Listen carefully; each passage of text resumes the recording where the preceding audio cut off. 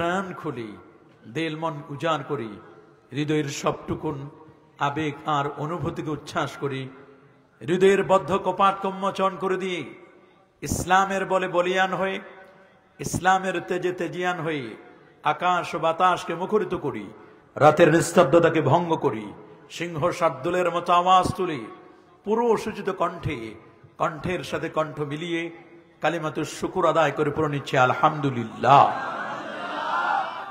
আরো জোরে বলছে আল্লাহু আকবার।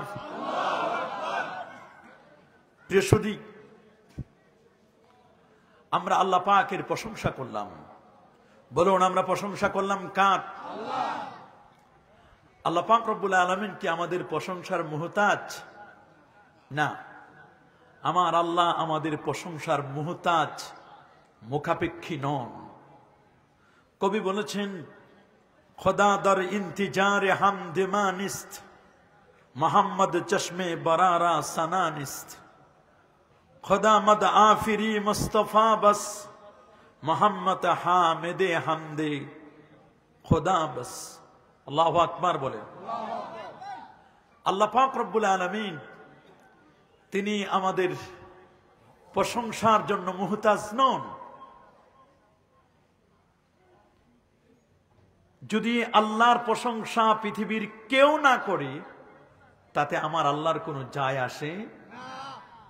আল্লাহ বলেন, মোহাম্মদ চশমে বরারা সানানিস্ত।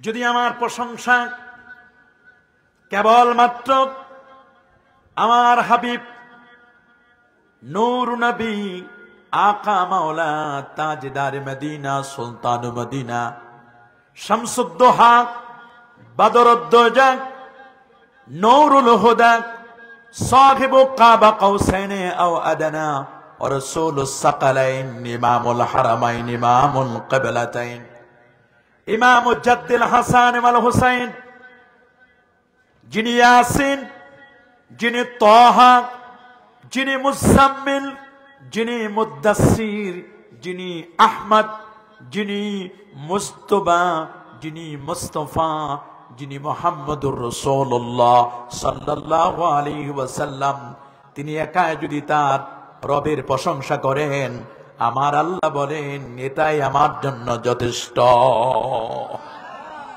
আল্লাহু আকবার বলেন। প্রিয় সুধী, এই মজলিসটি একটি ফিকহের মজলিস। আমাকে বলছেন কিছু মাসআলা মাসাইল নিয়ে আলোচনা করবার জন্য। মজলিসটা কিসের মজলিস? ফিকহ বলেন না, ফিকহ, ইসলামী ফিকহের মজলিস। হাদিসের মধ্যে লেখা আছে মজলিসু ফিকহিন, একটা ফিকহ চর্চার মজলিস, মাসআলা মাসাইল আলোচনার মজলিস। খায়রুম মিন ইবাদাতি 60 সানা, 60 বছর নফল ইবাদতের চেয়ে উত্তম একটি মাসলা মাসাইলের মজলিসের বসা। আল্লাহু আকবার। আজকের মজলিসটি এটি সাধারণ কোন মজলিস নয়। আল মুজামুল কবির লিত-তাবরানির মধ্যে হাদিস, মজলিসু ফিকহিন, একটা ফিকহ চর্চার মজলিস, যেখানে মাসআলা মাসাইল আলোচনা হবে। সুবহানাল্লাহ বলেন।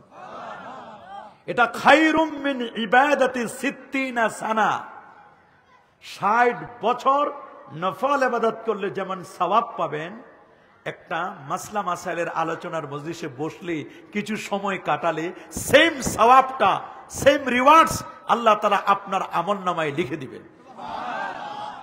আল্লাহু আকবার বলেন। সবাই ফকিহ হইতে পারেন না, সবাই মুফতি হতে পারেন না।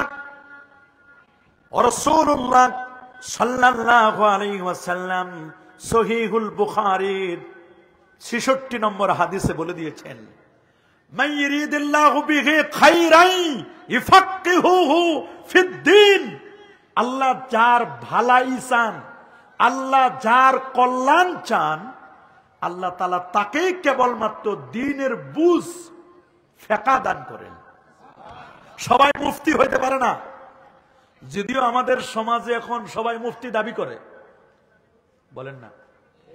একটু হেফজ কমপ্লিট করে, একটু মাদ্রাসায় দাওরা হাদিস বা কামেল একটু বসাবসি করে, কিছু পড়াশোনা করি, বাস একটা মাদ্রাসা করেই বাপ সবাই পাইকারি দরে সবাই মুফতি। বলেন সবাই কি? আল্লাহ নবী বলেছেন শেষ জামানায় ইয়াতি আলান নাস জামানাত, শেষ জামানাটা এমন হবে বড় কঠিন হবে, বড় কঠিন। কারীদের সংখ্যা বেড়ে যাবে, মুফতিদের সংখ্যাও বেড়ে যাবে, ওয়াজ নসিহতের সংখ্যা বেড়ে যাবে, খুতবা হবে লম্বা, নামাজ হবে খুব ছোট। তাই তো দেখা যাচ্ছে নামাজটা খুব শর্ট করে পড়ে। নামাজের কথা বললে মানুষ শুনতে চায় না, বলে হুজুর আরো ওয়াজ করেন, আরো ওয়াজ করেন। কারীদের সংখ্যা দিন দিন বেড়ে যাবে, ফকিদের সংখ্যা দিন দিন বেড়ে যাবে, কিন্তু হক্কানি আলেম, মুত্তাকি আলেম, পরহেজগার আলেম, যাকে দেখলে পরে আল্লাহ আল্লাহ রসুলের কথা মনে পড়বে, এমন আলেমের সংখ্যা, প্রকৃত আলেমের সংখ্যা দিন দিন কমে যাবে। আল্লাহু আকবার।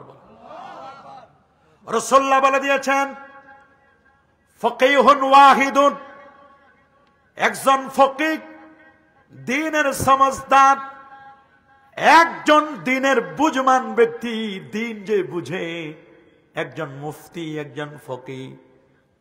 ফকিহুন ওয়াহিদুন আসাদ্দু আলা, আসাদ্দু অধিক কঠিন, ফকিহুন ওয়াহিদুন আসাদ্দু আলা শাইতান মিন আলফি আবেদ, শয়তানকে কুপকাত করার জন্য শয়তানের মোকাবেলায় 1000 আবেদ ইবাদত গুজারির চেয়ে একজন ফকিহ শয়তানকে কুপকাত করার জন্য, শয়তানকে প্রোটেকশন দেওয়ার জন্য একজন মুফতি সাহেবে যথেষ্ট। 1000 আবেদ একদিক, আর একজন মুফতি, একজন ফকিহ আর একদিক, এটার মর্যাদা বেশি। আল্লাহু আকবার বলেন। ফকিহ ছিলেন ইমাম আজম আবু হানিফা রাহমাতুল্লাহি আলাইহি। 80 হিজরিতে জন্ম, 150 হিজরিতে ইন্তেকাল। সুবহানাল্লাহ। 70টি বছর হায়াত পেলেন। উনি বলেন 70 বছরের হায়াতে কি করেছেন তিনি? জীবনে ব্যবসাও করেছেন, 14 জন সাহাবীর সাক্ষাৎ পেয়েছেন, 6500 ওস্তাদ থেকে এলমে দ্বীন শিখেছেন। ফকিহ, এমন ফকিহ হলেন 40টা বছর এশা রুজু দিয়ে ফজরের নামাজ আদায় করেছেন। 55 বার নবীজির রওজা মুবারাকা জিয়ারত করেছেন। 2 রাকাত নামাজে আল্লাহর কালামটা, কোরআন মাজিদটা, 1 খতম কোরআন মাজিদ তেলাওয়াত করতেন 2 রাকাত নামাজে।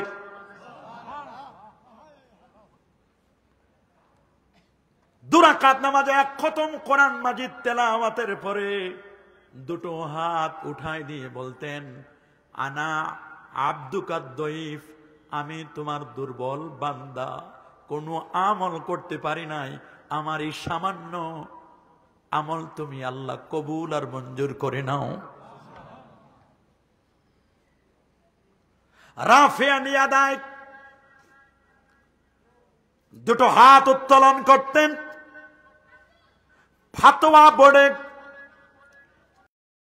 ইলাইহি রাজিউন, বললেন কখন হবে জানাজা, দাফন কাফন? ইমাম আবু ইউসুফ বললেন,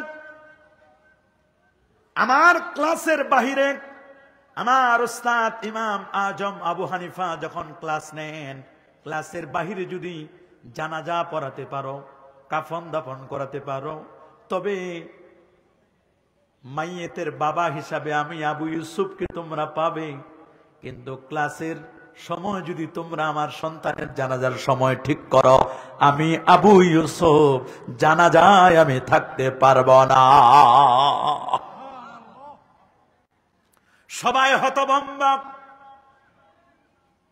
অবাক হয়ে গেল। কি বলেন হুজুর, আপনার সন্তান মারা গেছে, আপনার সন্তানের জানাজা আপনি বলেন ক্লাসের বাহিরে হলে করতে পারবেন, ওস্তাদের ক্লাসের সময় হলে করতে পারবেন না, এটা কেমন কথা? বলে শোনো, আল্লাহ সম্পদ দিয়েছেন, ইন্নামা আমওয়ালুকুম ওয়া আওলাদুকুম ফিতনা। সহায় সম্পদ এগুলো তো পরীক্ষার জন্য আল্লাহ দিয়েছেন। আল্লাহু আকবার। কোরআন বলছে সূরাতুল আনকাবুত,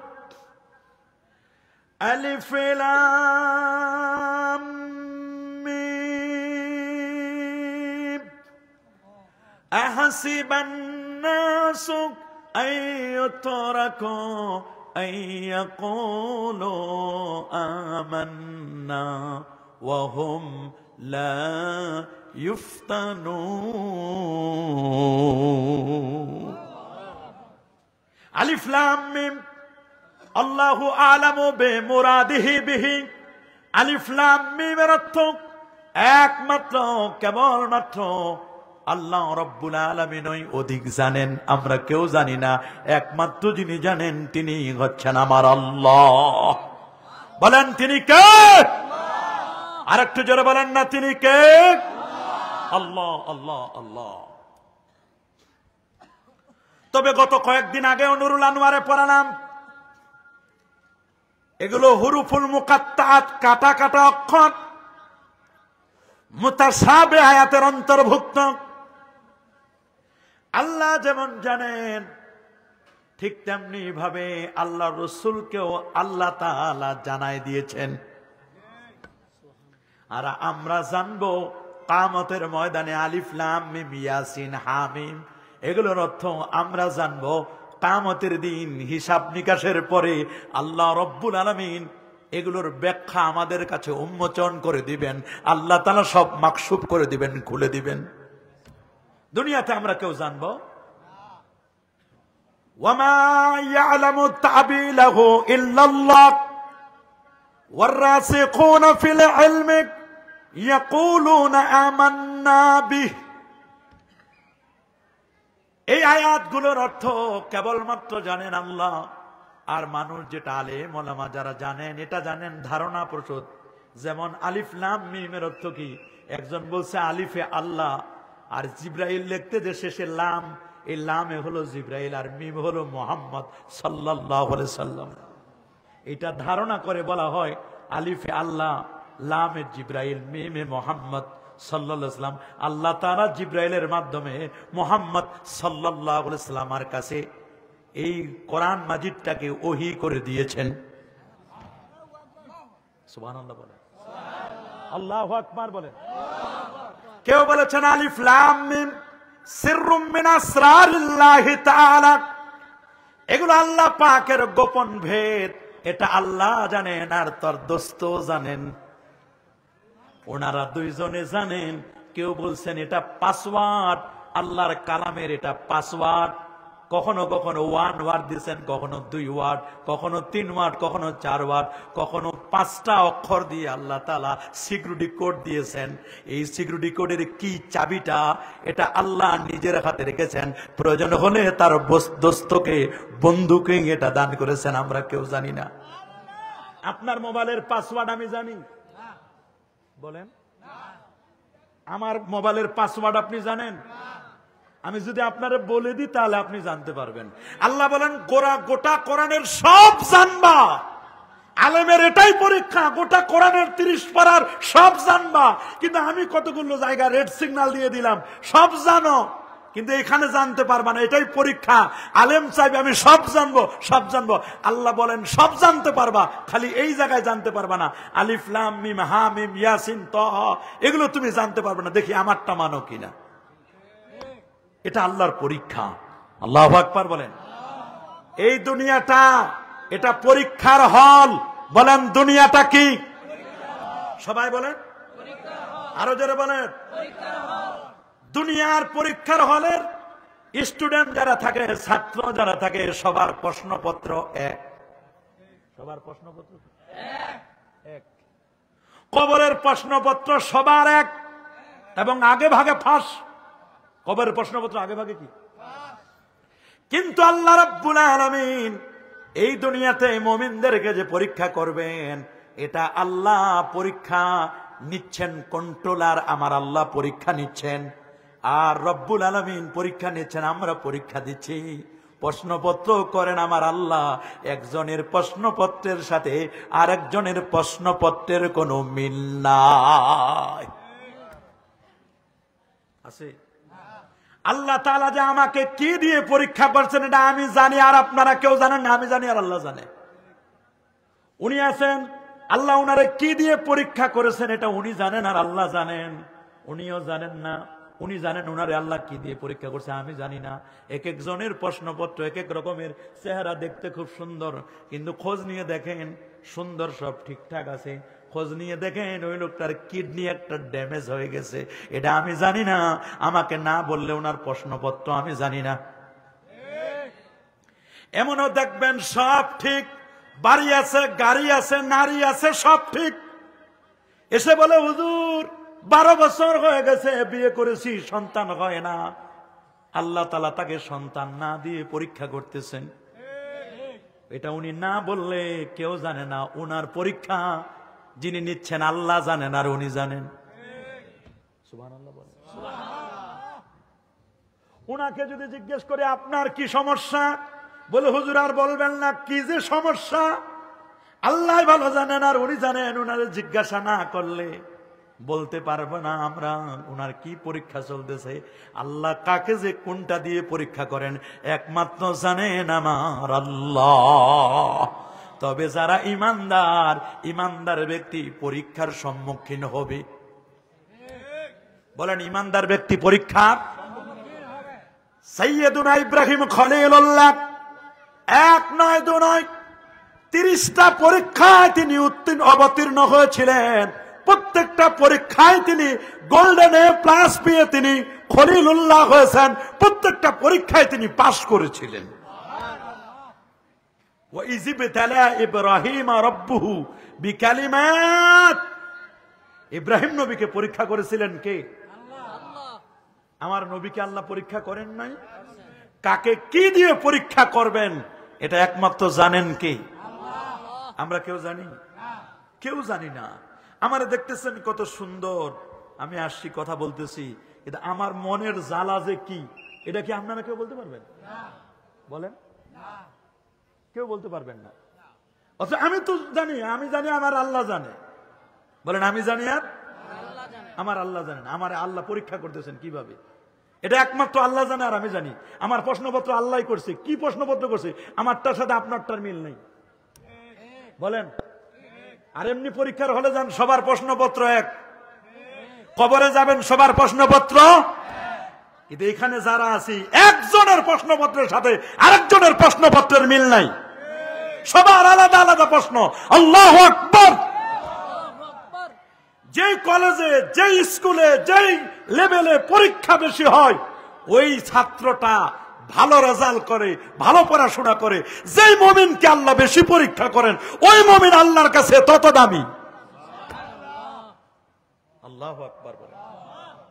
যেই স্কুলে পরীক্ষা বেশি হয় ওইখানকার ছাত্র ভালো কিনা?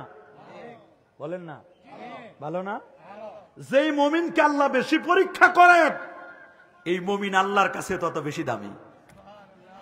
আসাদুল বালা লিল আম্বিয়া, সহিহুল বুখারীর বর্ণনা, সবচেয়ে বড় বিপদ দেন আল্লাহ নবীদেরকে। সবচেয়ে বড় বিপদ দেন কাকে? সুম্মাল আমসাল, এরপরে যিনি আরেকটু আল্লাহর মুকাররাব, কাছাকাছি আল্লাহর মুকাররাব হাসিল করছেন আল্লাহ তাকে আপদ বিপদ দেন। এরপরে যিনি যত আল্লাহর মুকাররাব, নিকটবর্তী, নিকটবর্তী আবার বুঝেন না যে মনে কাছাকাছি চলে গেছে, এটা না। মানে মর্যাদার দিক থেকে আল্লাহর কাছাকাছি, মানে কি আল্লাহ পাকের মুকাররাব, প্রিয়। সুবহানাল্লাহ। যিনি যত বেশি আল্লাহর প্রিয় আল্লাহ তাআলা তাকে তত বেশি পরীক্ষা করেন।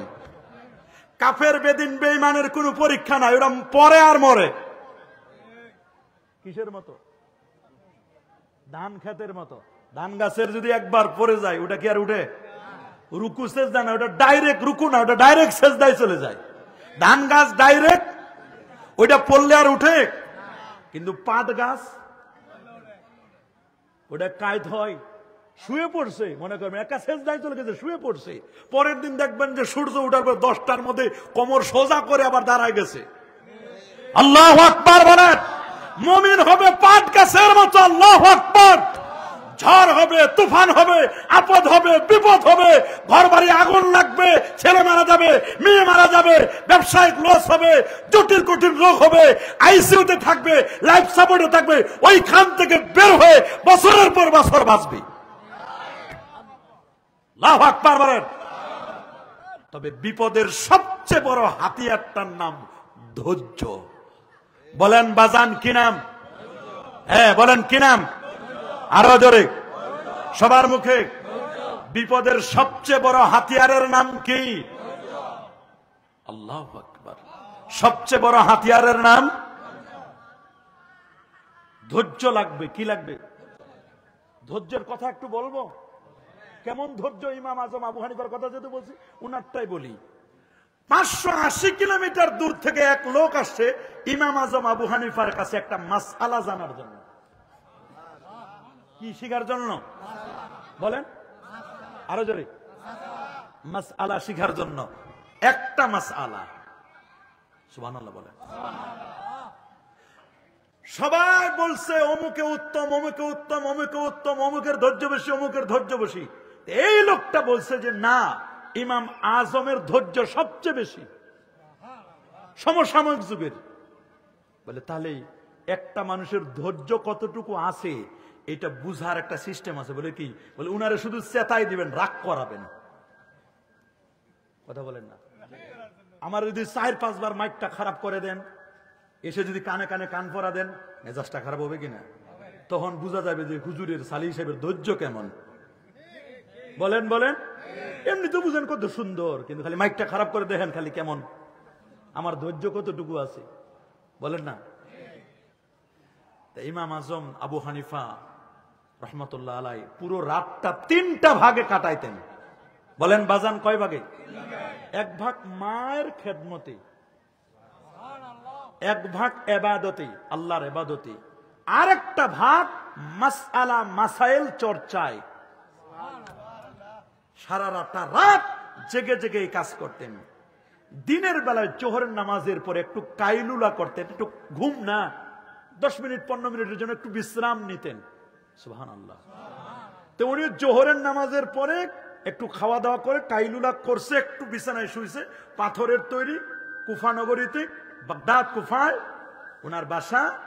তো অনেক কষ্ট করে পাথর বিয়ে বিয়ে দোতলায় উঠতে হতো, দোতলায় থাকতেন। ওই লোকটা 580 কিলোমিটার দূর থেকে আসছেন একটা মাসালা জানার জন্য। বলেন যে একটু হুজুর রে বলেন, আমি একটা মাসালা জানার জন্য আসছি। ঠিক আছে, হুজুরের কাছে গেছে। হুজুর বলছে এই মাত্র হুজুর ঘুমাইছে। বলে ঘুমাক, আমি মাসালা যদি না বলেন আমি হয়তো বা মরে যেতে পারি, আমার এক্ষণে হুজুরকে ডাকাই দেন। হুজুরের ঘুম ভাঙাইছে। কয় মিনিট হয়েছে? 5-6 মিনিট হয়েছে ঘুমাইছে। সারা রাত তো ঘুমাইতে পারে না। কয় মিনিট হয়েছে? আচ্ছা, এরকম একটা কাঁচা ঘুম যদি ভাঙে আপনারা কি বলবেন? তখন ধৈর্য থাকবে? দেখেন ওনারে উঠাইছে। উঠানোর পরে ইমাম আজম আবু হানিফা চোখ ডোদে বলছে, বাবা কি হয়েছে বলো? বলে হুজুর আমি 580 কিলোমিটার দূর থেকে আসি আপনার কাছে একটা মাসালা শেখার জন্য। বলো। হুজুরের দিকে তাকায় বলছে, হুজুর মাসালা আপনারে দেখে ভুলে গেছি। হ্যাঁ, আমারে দেখে মাসালা ভুলে গেছো? জি হুজুর। আচ্ছা, কোনো সমস্যা নাই, মাসালাটা মনে করো, আমি একটু বিছানায় শুই। ঠিক আছে যান। হুজুর আসলেন, আসার পরে আবার শুইছেন। 5-7 মিনিটও হয় নাই। বলে ভাই হুজুরে ডাকেন, আমার মনে হয়েছে। যদি না ডাকেন এক্ষুনি আবার শেষ, আমি স্ট্রোক করতে পারি, মরে যেতে পারি। ভাই মাসালা তাড়াতাড়ি হুজুরে ডাকেন। আবার হুজুরে সালাম দিতে দিতে দিতে হুজুর আবার উঠছেন। বলো বাবা। হুজুর আমারে মাফ করবেন, আপনার চেহারার দিকে তাকাইয়া আবার ওই আগের মতো ভুলে গেলাম। আচ্ছা বলেন মেজাজটা কি এবার ঠিক থাকবে? হুজুর বলেন না না, কোনো সমস্যা নাই বাবা, ভুলে তো যেতে পারে, মানুষ তো ভুলে যাওয়ার এটা স্বাভাবিক। এখন এমন অবস্থা হয়েছে মানুষ এখন কথায় কথায় মানুষ কথা ভুলে যায়, বলেন না? আফাতুল ইলমে আন-নিসিয়ান, ইলমের সবচেয়ে বড় আপদ হলো ভুলে যাওয়া। আল্লাহু আকবার। ইমাম শাফি রাহমাতুল্লাহ কিতাবুল উলুম লিখছেন, একটা মাসআলা বের করার জন্য 204 বার আল্লাহর কোরআনটা খতম করতেন। এক রাতে একটা সির্ফ ওয়ান মাসআলা কে লিয়ে, এক মাসআলার জন্য আল্লাহর কোরআনটা 204 বার পড়ছে, খতম করছে। আপনি হলে বিরক্ত হয়ে যাইতেন, দূর একটা মাসআলার জন্য এতবার কোরআন খতম করা লাগে নাকি? মাসআলা পাইলে পাবে, না পাইলে না, যা করে করুক। উনি একটা মাসআলার জন্য 204 বার আল্লাহর কোরআনটাকে খতম করছেন। শেষ রাতে গিয়ে ওই মাসআলাটা পাইছে। আল্লাহু আকবার। তো ইমাম শাফি রাহমাতুল্লাহ উস্তাদ, ওনার নাম ওয়াকি ইবনুল জাররাহ। বলেন নামটা কি বললাম? ওয়াকি ইবনুল জাররাহ। উনি বলেন শাকাউতু ইলা ওয়াকি, আমি আমার উস্তাদ ওয়াকি ইবনুল জাররাহর কাছে একটা অভিযোগ করলাম। কি? একটা আপত্তি পেশ করলাম। আন সুআ হিফজি, আমি যা বলি আমার মুখস্থ থাকে না হুজুর, এত পড়ি মুখস্থ থাকে না।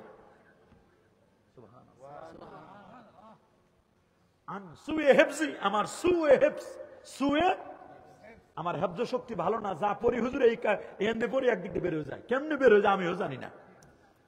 সুয়ে হেফজ। ফাউসানি, আমার উস্তাদ ওয়াকি ইবনুল জাররাহ রাহমাতুল্লাহি আলাইহি আমাকে ওসিয়ত করলেন, ফাউসানি আন তারকিল মাআসি, আমাকে বললেন বাবা তুমি যদি মুখস্থ রাখতে চাও তাহলে তুমি গুনাহ ছেড়ে দাও, গুনার প্রতি নফরত, গুনার প্রতি তুমি ঘৃণা পয়দা করো। গুনাহটা দেখলে যেন তোমার ঘৃণা হয়, এটার নামই হচ্ছে ঈমান। সাহাবায়ে কেরাম আল্লাহর হাবিবের দরবারে আসলেন, দরবারে নববীতে এসে বললেন, ইয়া রাসূলুল্লাহ আমি যে ঈমানদার, আমি কেমনে বুঝবো আমি যে ঈমানদার গো নবীজি?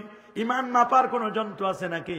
ইয়া রাসূলুল্লাহ দুনিয়াতে সব মাপার যন্ত্র, জ্বর মাপার যন্ত্র নাই? প্রেসার মাপার আছে?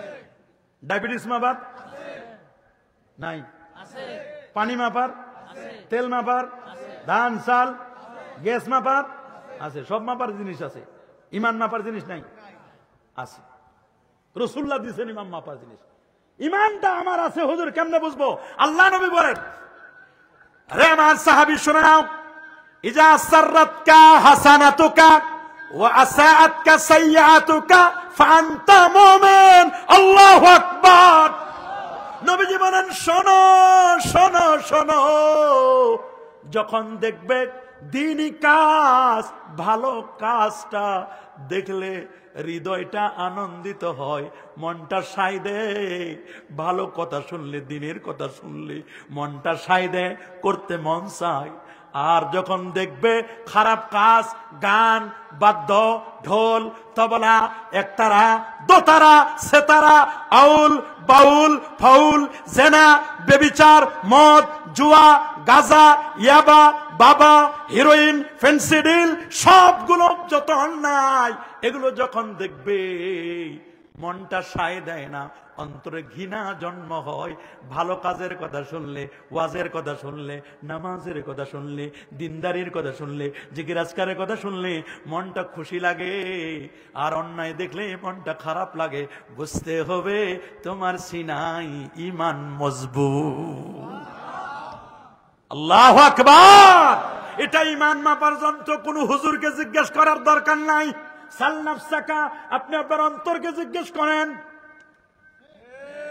অন্য কাউকে ফতোয়া জিজ্ঞেস করার দরকার নাই।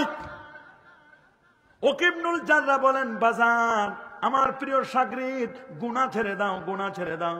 গুনাহ যদি ছেড়ে দিতে পারো তাহলে জীবনে যত মুখস্থ করবা সব তোমার থাকবে। রাইসুল মুহাদ্দিসিন মিনাস সাহাবা, সাহাবায়ে কেরামদের মধ্যে বড় মুহাদ্দিস ছিলেন একজন, তার নামটা দেখি কেউ বলতে পারেন কিনা? সাহাবীদের মধ্যে বড় মুহাদ্দিস আবু হুরায়রা, মাশাআল্লাহ, রাদিয়াল্লাহু তাআলা আনহু। আল্লাহু আকবার বলেন। আবু হুরায়রা, খাওয়া নাই, দাওয়া নাই, কোনো কিচ্ছু নাই, শুধুমাত্র আল্লাহ নবীর চেহারা মোবারকের দিকে তাকায় থাকতেন আর নবীজির বাণীগুলো তিনি সবগুলো শুনতে একদিন নবীজিকে বললেন, এটাও বুখারীর বর্ণনা, ইয়া রাসূলুল্লাহ, আমি আপনার আসমা ও মিনকা কাসীরা, আপনার কাছ থেকে অনেক কিছু শুনি, কিন্তু এগুলো মনে রাখতে পারি না গো নবীজি। হুজুর আমি অনেক শুনি, মনে রাখতে পারি না। ইয়া রাসূলুল্লাহ, অনেক শুনি, মনে রাখতে পারি না। রাসূল বলেন, আবু হুরায়রা,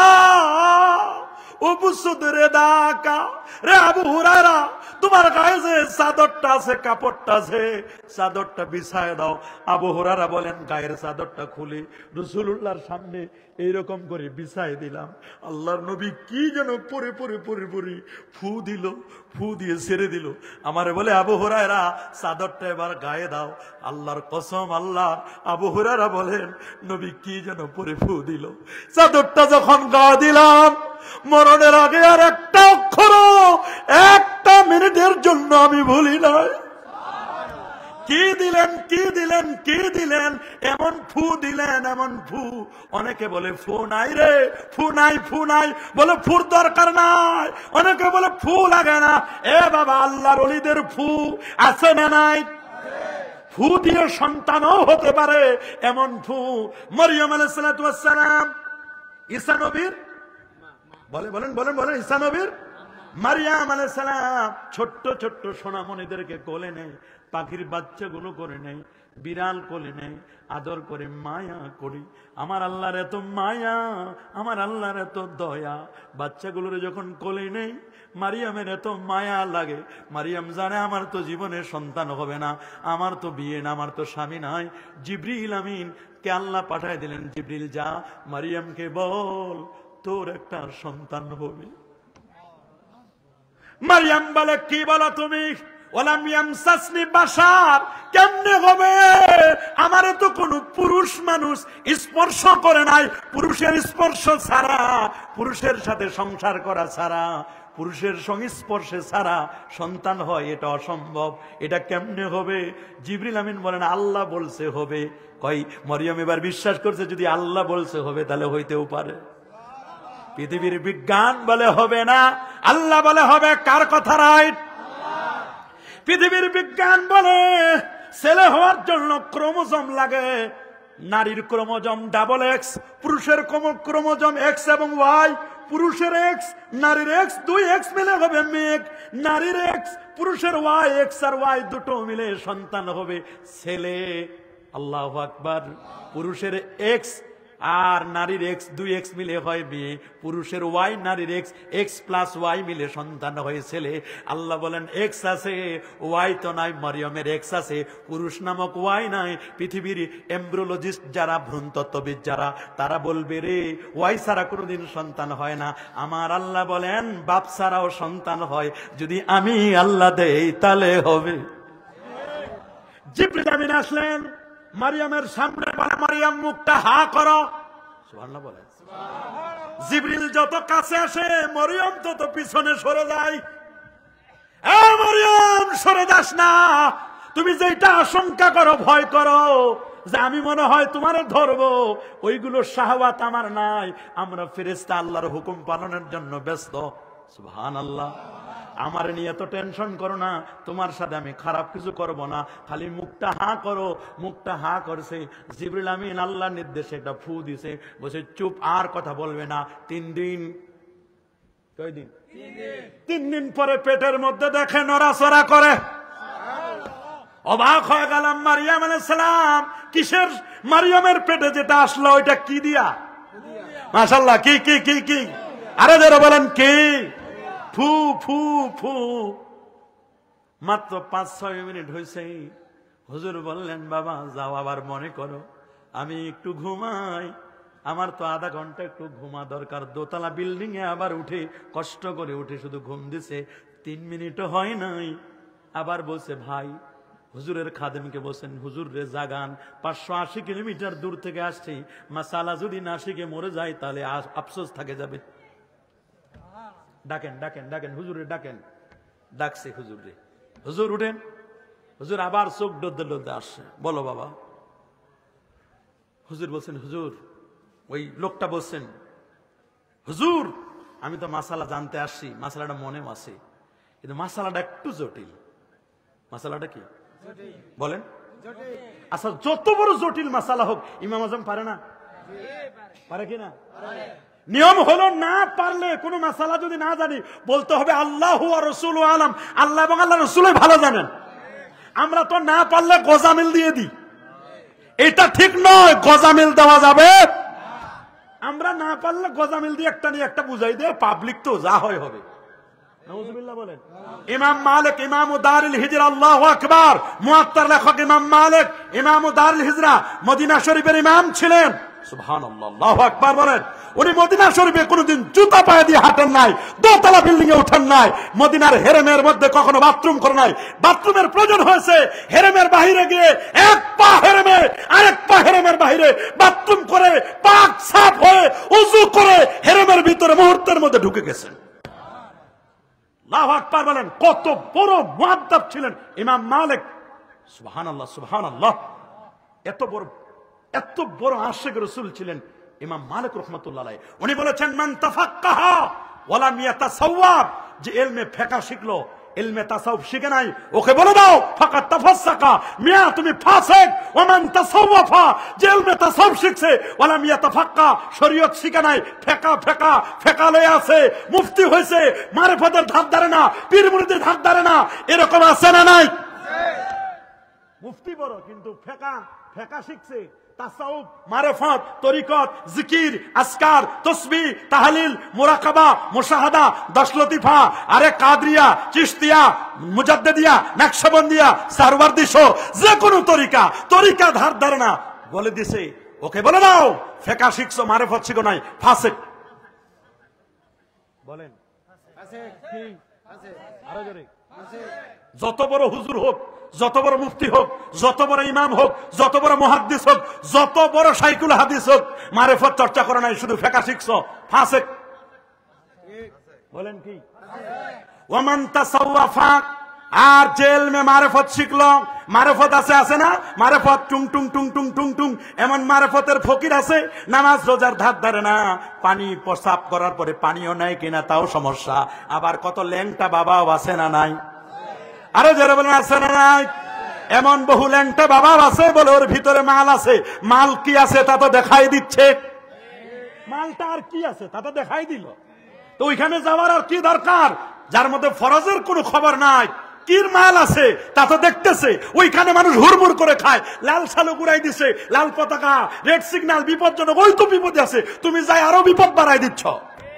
এরকম মারিফতের টুং টুং টুং টুং টুং টুং টুং টুং গাই আছে না? এরকম বেপরদাগিরি নারী আগের মারিফত চর্চা করছে, মমতাজ মারিফতের গান গায়, ওগুলো মারিফত নয়, এগুলো ভণ্ডামি, ওগুলো প্রতারণা, ওগুলো মাইরের পথ, ওগুলো মরার পথ, ওগুলোর নামে মারিফত নয়, ওগুলো মারিফত নয়, মারিফতের নামে ভণ্ডামি ছাড়া কিছুই নয়। এগুলো কি মারিফত? জোরে বলো, আরো জোরে, সবার মুখে। আবার অনেকে দিন কায়েমের কথা বলে, আনা কিমুদ্দিন ওয়ালা তাতাফাররাকু ফি, দিন কায়েম করো, দিনের মধ্যে তাফরিকা করো না, বিচ্ছিন্ন করো না। দিন তো বুঝে না, দিন হলো 3টা জিনিসের নাম, ঈমান, ইসলাম, ইহসান। ঈমান হলো ইলমুল আকায়েদ, আকীদাতু আহলুস সুন্নাহ ওয়াল জামাআ, আর ইসলাম হচ্ছে মাযহাব, ফিকহ, আর ইহসান হচ্ছে তাসাব্বুফ, মারিফত, আন তা'বুদাল্লাহ কান্নাকা তারা। স্পষ্ট হাদিস আন উমর ইবনে খাত্তাবী রাদিয়াল্লাহু তাআলা আনহু আন্নাহু قال بينما نحن عند رسول الله صلى الله عليه وسلم ذات يوم اجتلعنا رجل شديد بياض الثياب شديد سواد الشعر لا يرى عليه اثر السفر ولا يربي منا حتى جلس الى النبي صلى الله عليه وسلم فاسند ركبتيه الى ركبتيه وضع كفيه على فخذيه قال يا محمد اخبرني عن الاسلام قال الاسلام تشهد ان لا اله الا الله وان محمد رسول الله صلى الله عليه وسلم وتقيم الصلاه وتؤتي الزكاه وتصوم رمضان وتحج البيت ان استطعت اليه سبيلا قال صدقت قال فعجبنا له يسال ويصدق قال اخبرني عن الايمان قال الايمان ان تؤمن بالله وملائكته وكتبه ورسله واليوم الاخر وتؤمن بالقدر خيره وشره قال صدقت قال اخبرني عن الاحسان قال ان تعبد الله كانك ترى فان لم تكن ترى বালা ফাইন্নাহু ইয়ারাকা ক্বালা আখবিরনি আনিস সাআহ ক্বালা মাল মাসউল আনহা বিআলামা মিনাস সাইল ক্বালা আখবিরনি আন আমারাতিহা ক্বালা আনতা লিদান রাব্বাতাহা ওয়া আনতারাল হুফাতাল উরাতাল আলাতা রিয়াশাই ইয়াতাতানা ফিল বুনিয়ান সুম্মা তালাকা ফালাবিসতুম আলিয়া ক্বালা ইয়া উমারু আতাদরি মানিস সাইল কুলতু আল্লাহু ওয়া রাসূলুহু আলামু ক্বালা ফাইন্নাহু জিবরাইল আতাকুম ইউআল্লিমুকুম দীনাকুম রাওয়াহু মুসলিম। সহিহ মুসলিম কিতাবুল ঈমান 1 নম্বর হাদিস। ওমর ইবনুল খাত্তাব হাদিসটা বর্ণনা করেছেন। কুচকুচে কালো চুল, ধবধবে সাদা পোশাক পরিহিত, সফরের কোনো চিহ্ন নাই। একজন আগন্তুক রাসূলুল্লাহর সামনে আসলেন। মুসনাদে আবি হানিফার রওয়ায়াত সালামও দিছে, মুসলিমের রওয়ায়াতে, মেশকাতের রওয়ায়াতে সালাম নাই। সালাম দিয়ে নিজের হাঁটু দুইটা নবীজির হাঁটু মোবারকের সাথে লাগাই দিলেন। নিজের হাত দুটা নিজের উরুর উপরে অথবা রাসূলুল্লাহর উরু মোবারকের উপর রাখলেন। আপনারটা উরু, রাসূলেরটা উরু মোবারক। আপনার আমার টুপি, রাসূলেরটা টুপি মোবারক। আপনার আমার জামা, রাসূলেরটা জুব্বা মোবারক। আপনার আমারটা দাড়ি, রাসূলেরটা দাড়ি মোবারক। আপনার আমারটা চুল, রাসূলেরটা চুল মোবারক। আপনার আমার পাগড়ি, রাসূলেরটা পাগড়ি মোবারক। এটা আদব। বলেন এটার নাম কি? আরো জোরে, আরো জোরে। সব আছে, আদব নাই। এলেমের কোনো দাম নাই যে এলেমের আদব নাই। এলেমের সাথে যদি আদব না থাকে ওই এলেমের কোনো দাম আছে? বলেন বাবা। এলেমের সাথে আদব না থাকলে ওই এলেমের কোনো দাম নাই। কেমন? যদি বক্তা বলি ফেরিঘাটের ফেরির দড়ি ছিঁড়ে যায়, ফেরিরে আটকানো সম্ভব? ফেরি তো ঠিক আছে, তৈলও আছে, ফেরির আপনার চালক যিনি উনিও ঠিক আছে, সব ঠিক, পিক আপও দেয়, ফেরিটা চলবে, কিন্তু ব্রেকটা ছিঁড়ে গেছে। বলেন চলবে চলবে, ফেরি চলবে ঠিক হয়, কিন্তু দিক বিদিক কোন দিক যাইবে হুঁশ নাই। বলেন কোন দিক যাইবে? এই ফেরিটা অ্যাক্সিডেন্ট করবে কিনা? এই অবস্থায় যদি ফেরিটা অ্যাক্সিডেন্ট করে, গাড়িও শেষ, ফেরিও শেষ, যেখানে গিয়ে ধাক্কা লাগবে ওইটাও শেষ। গাড়ি যদি ব্রেক ফেল করে, গাড়িও শেষ, যাত্রীও শেষ, ড্রাইভারও শেষ, যেখানে গিয়ে ধাক্কা খাইবে ওইটাও শেষ। মনে রাখবেন, যে আলেমের এলেম আছে, বুড়ি বুড়ি এলেম আছে, আদব নাই, আদব নাই, হিকমা নাই, প্রজ্ঞা নাই, শিষ্টাচার নাই, ওই আলেম যত বড় আলেম হোক, মনে রাখবেন ওই আলেম বিপজ্জনক ভাইরাসের মতো। কি আলেম? ভাইরাস আলেম। বলেন কি আলেম? আরো জোরে, সবার মুখে। ওই রকম আলেমের দরকার আছে? কোন দরকার নাই। ভাইরাস আলেম সমাজের মধ্যে ভাইরাস ছড়াবে। আমরা চাই প্রকৃত আলেম, যার মধ্যে এলেমও থাকবে, আদবও থাকবে। আব্দুল্লাহ ইবনুল মুবারক ইমাম বুখারীর দাদা ওস্তাদ। ইমাম বুখারীর আব্বাজান ইসমাইল বুখারী, ইসমাইল বুখারীর ওস্তাদ ছিলেন। তাহলে ইমাম বুখারীর দাদা হুজুর। বলেন না ইমাম বুখারীর কি? তার নাম আব্দুল্লাহ ইবনুল মুবারক। আব্দুল্লাহ ইবনুল মুবারক বলেন, আমি 20 বছর জ্ঞান এলেম শিখছি, 30 বছর আদব শিখছি, 10 বছর আদব বেশি শিখছি। আদব বেশি শিখছি। এলেম কম হলেও সমস্যা নাই, আদব লাগবে বেশি। একজন আলেমের খুব এলেম, ওই লোকটা যদি সমাজের মধ্যে বিয়াদবি করে, ওর এলেমের 1 পয়সাও দাম নেই। বলেন, ওর বলছে তোমার এলেম লয়ে তুমি যাও মিয়া, তোমার আদব কায়দা নাই, কি মৌলবি হয়েছো তুমি? বলেন না, বলেন না, বলে তুমি কি মৌলবি হয়েছো, তোমার আদব কায়দা নাই।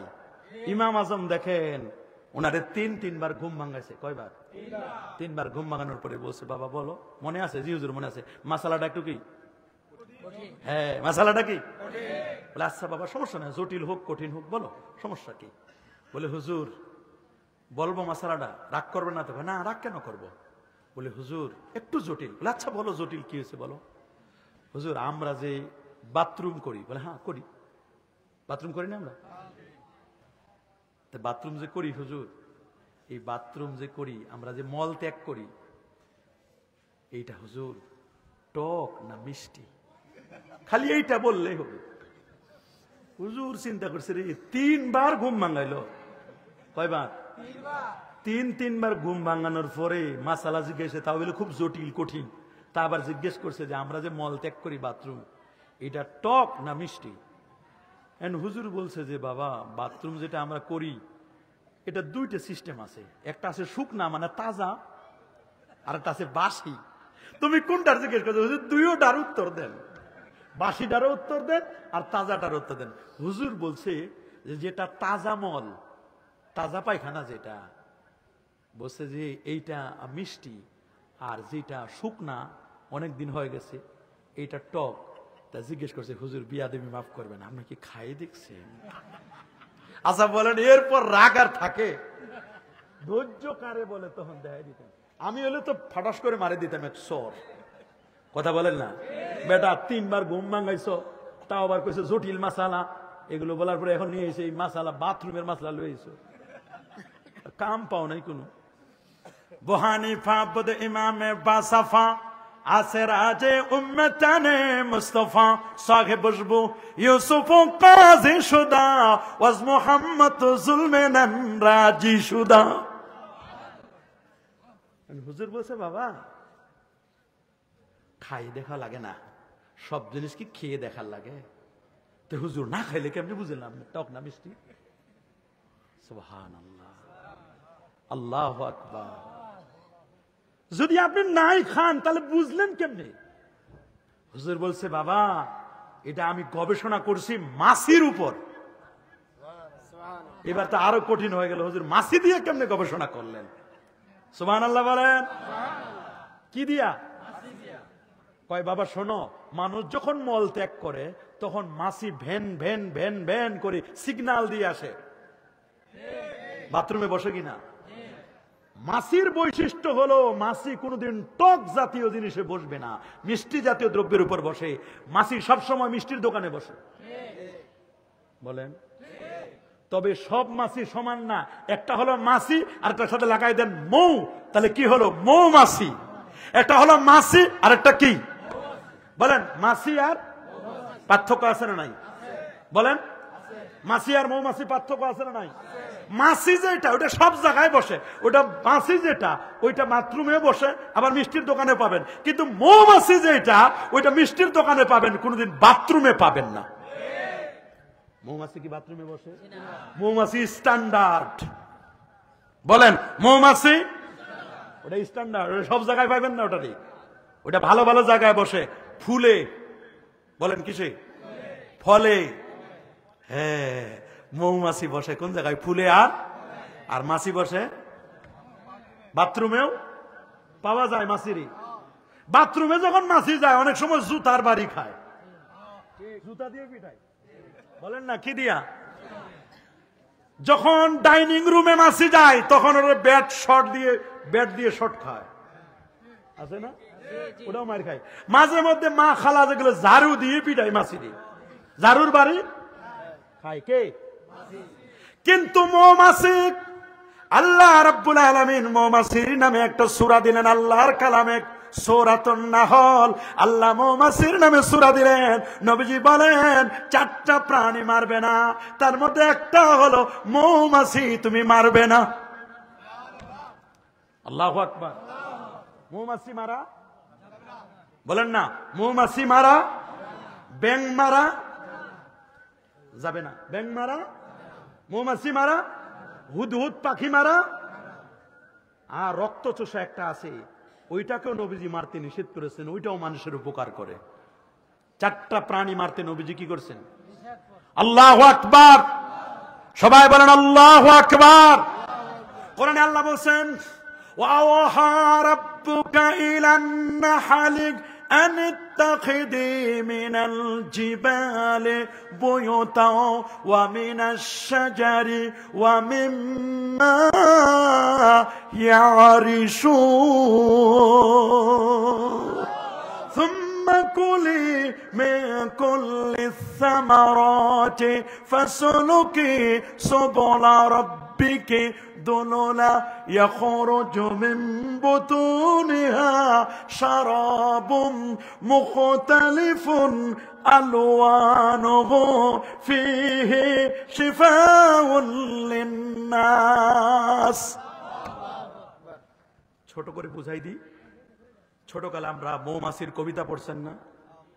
মনে আছে কার? অনেকের মনে, মাশাআল্লাহ। মৌমাছি মৌমাছি, এই তো মনে আছে। মৌমাছি মৌমাছি কথা যাও নাচি নাচি, দাঁড়াও না একবার ভাই। মৌমাছি বলে ওই ফুল ফোটে বনে, যাই মধু আহরণে, দাঁড়াবার তো সময় আমার নাই। আমার আল্লাহর কাছে মৌমাছিটা এত ভালো লাগলো, মৌমাছির নামে আল্লাহ একটা কোরআন মাজিদে সূরাই দিয়ে দিলেন। কি নাম? সূরাতুন। আবার পিপিলিকার নামে আল্লাহ সূরা দিয়েছেন সূরাতুন নামল। আচ্ছা, মাছি সব জায়গায় যায়, মৌমাছি সব জায়গায় যায়, তা আমরা কি মাছি মার্কা মুসলমান হব না মৌমাছি মার্কা? মাছি তো বাথরুমেও যায়, মিষ্টির দোকানেও যায়, মৌমাছি বাথরুমে যায় না, মিষ্টির ভালো জায়গায় যায়। আমরা তো দুর্গা পূজা আসলে পূজাতেও যাই, মাহফিলেও যাই, গানের প্যান্ডেলেও যাই। তাহলে বুঝা গেল আমরা মাছি মার্কা মুসলমান। আর যারা শুধু ভালো ভালো জায়গায় যায় তারা মৌমাছি মার্কা। মৌমাছি ফুলে বসে, ফলে বসে, ভালো জায়গায় বসে, স্ট্যান্ডার্ড। আল্লাহু আকবার বলে, আরো জোরে আল্লাহু আকবার। সবাই বলেন আল্লাহু আকবার। আমরা কি মাছি নিব না মৌমাছি? কি নিব? আমার দেশ থেকে বহু ছাত্র, আমাদেরও ছাত্ররা মিশরে যায়, লন্ডন যায়, উম্মুল কোরা মক্কা মদিনা শরীফে যায়, মক্কাতুল মুকাররমা উম্মুল কোরা ইউনিভার্সিটিতে যায়, তাবুক ইউনিভার্সিটিতে যায়, মিশর আল আজহারে যায়। বাংলাদেশ থেকে যখন পাঠায়, বাংলাদেশ থেকে যাওয়ার সময় মৌমাছি হয়ে যায়। বিদেশ থেকে মধু সংগ্রহ করে আনবে, ভালো ভালো জিনিস আনবে, সুন্নত তরিকায় সবগুলো নিয়ে আসবে, ভালো জিনিস আনবে। কিন্তু বিদেশে যাওয়ার পরে পাঠাইলাম মৌমাছি, মৌটা নাই, মাছি হয়ে বাংলাদেশে ফিরে আসে। পাঠাইলাম কি করে? পাঠাইলাম মৌমাছি, কেউ আসে ভীমরুল হয়ে, আবার কেউ আসে বল্লা হয়ে। আমরা চাই যাদেরকে আমরা যেভাবে পাঠাই ওরা যেন ঠিক মতো আসে। বাংলাদেশে আসে ফতোয়া দেয় মাযহাব ডিলিট হয়ে যাবে, মাযহাব লাগবে না, 20 রাকাত তারাবির 12 রাকাত মাইনাস হয়ে যাবে, মাযহাব মানা যাবে না, দাড়ি লাগবে না, টুপি লাগবে না, টুপির বালাই নাই, নতুন নতুন ফতোয়া দেয়। কথা বলেন, বলে কি বলে না? এগুলোর দরকার নাই। এ বাবা, দোয়া লাগে না, কাবলাল জমা লাগে না, বাদাল জমা লাগে না, এটা লাগে না, এটা লাগে না। আদব কায়দা কমে যাচ্ছে। পাঠাইলাম যেমন করে ওই রকম করে আসলো না, আসলো উল্টা হয়ে। পাঠাইলাম মৌমাছি করে, আসলো মাছি হয়ে। আনবে মধু, আনলো বিষ। পাঠাইলাম মৌমাছি, হলো ভীমরুল। বুঝেন নাই? কথা বলেন না।